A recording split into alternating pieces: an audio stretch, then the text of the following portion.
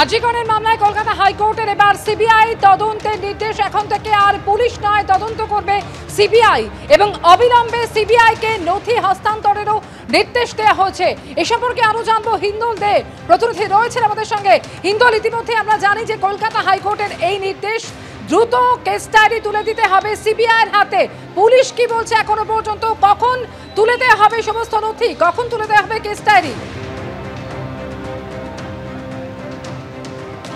একেবারে দেখো, লালবাজারের পক্ষ থেকে যা স্পষ্টভাবে বলা হচ্ছে, সিবিআই যখনই তাদের কাছ থেকে সমস্ত নথি চাইবে তখনই কিন্তু তারা দিতে প্রস্তুত রয়েছে, তেমনটাই লালবাজার সূত্রে খবর।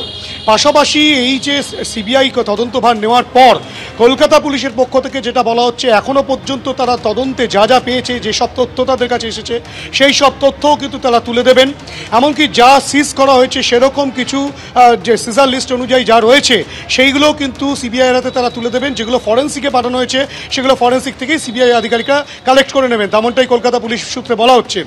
এবং তোমাকে বলে রাখি যে কলকাতা পুলিশ যেটা বলছে যে সিবিআই তদন্তভার গ্রহণ করার আগে পর্যন্ত যে তদন্ত প্রক্রিয়া চলছিল তারই অঙ্গ হিসাবে আজকে মোট 37 জনকে ডাকা হয়েছিল। তার মধ্যে আরজিকর হাসপাতালের অ্যাসিস্ট্যান্ট সুপার, যিনি কিনা পরিবারকে ফোন করে জানিয়েছিলেন যে তার পরিবারের মেয়ে তিনি আত্মহত্যা করেছেন, তেমন একটা ইনফরমেশন দেওয়া হয়েছিল। যে অ্যাসিস্ট্যান্ট সুপার সেই তথ্য দিয়েছিলেন, সেই অ্যাসিস্ট্যান্ট সুপারকে ডাকা হয়েছিল।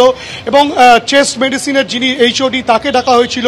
এবং 4 জন যে জুনিয়র ডাক্তার যারা তার সঙ্গে খাওয়া দাওয়া করেছিল, অর্থাৎ কিনা মৃতা সেই জুনিয়র চিকিৎসক, তার সঙ্গে তারা যে রাত্রিবেলা খাওয়া দাওয়া করেছিলেন সেই 4 জনকে কিন্তু আজও ডাকা হয়েছিল। এরকম মোট 37 জনকে ডাকা হয়েছিল।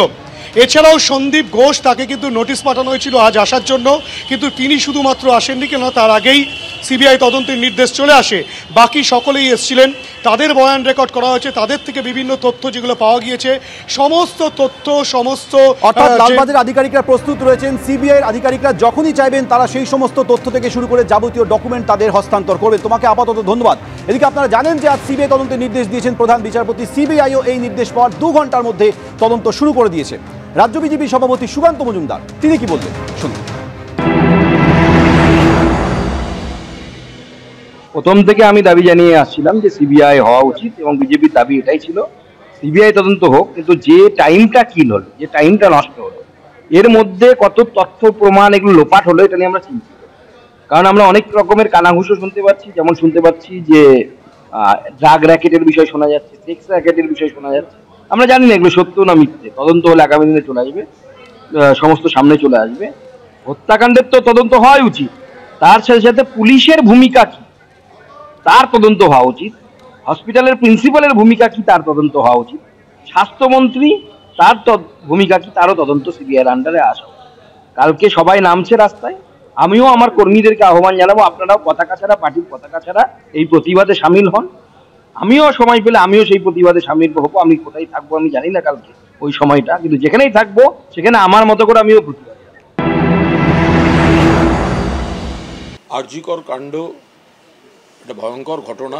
প্রথম থেকে মুখ্যমন্ত্রী মমতা বন্দ্যোপাধ্যায় অত্যন্ত কড়া মনোভাব নিয়ে রেখেছিলেন এবং প্রথম থেকেই মমতা বন্দ্যোপাধ্যায় বলে দিয়েছিলেন যে যদি অন্য কোনো এজেন্সি তদন্ত করে, যদিও কলকাতা পুলিশের সেরা টিম তারা কাজ করছেন, 24 ঘন্টার মধ্যেই একজনকে গ্রেফতার করেছেন, তদন্ত চলছে, কিন্তু মাননীয় মুখ্যমন্ত্রী বলে দিয়েছিলেন যে যদি অন্য কোনো এজেন্সির হাতে তদন্ত যায়, অর্থাৎ মুখ্যমন্ত্রী তার কোনো যে আপত্তি থাকবে না, অন্য কোনো এজেন্সির হাতে তদন্ত যদি যায় আমাদের কোনো আপত্তি থাকবে না, এটা মুখ্যমন্ত্রী প্রথম থেকেই বলে এসেছেন।